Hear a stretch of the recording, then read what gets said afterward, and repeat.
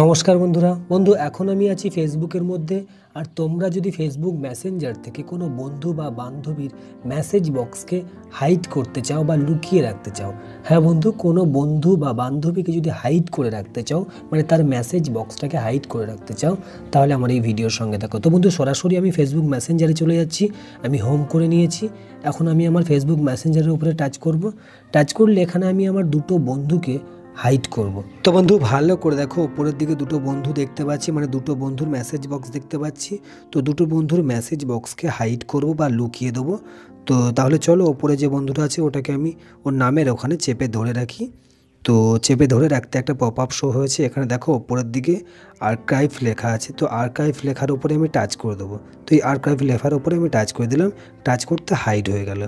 আবার একটা বন্ধুর নামের উপরে আমি ট্যাপ অ্যান্ড হোল্ড করে চেপে ধরে রাখবো।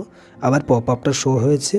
তো এই আর্কাইভ লেখা আছে, আর্কাইভ লেখার উপরে টাচ করে দেবো। টাচ করে দিলে হাইড হয়ে গেল। তো বন্ধু, এই বন্ধুগুলোকে আমি হাইড করে দিলাম বা লুকিয়ে দিলাম।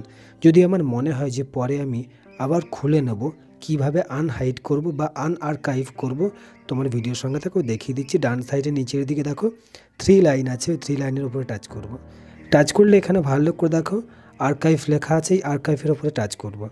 টাচ করলে দেখো দুটো বন্ধু এখানে আছে। তো বন্ধু, এখান থেকে আমি এদের সঙ্গে কথা বলতে পারি বা চ্যাট করতে পারি, মেসেজ করতে পারি।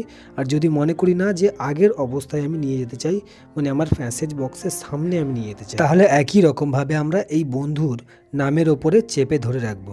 তো চেপে ধরে রাখতে একটু ভালো করে দেখো একটা পপ আপ শো হয়েছে আনআর্কাইভ নামে।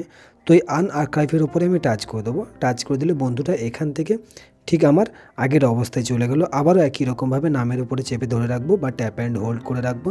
রাখলে আনআর্কাইভ লেখা আছে, এখানে টাচ করে দেবো।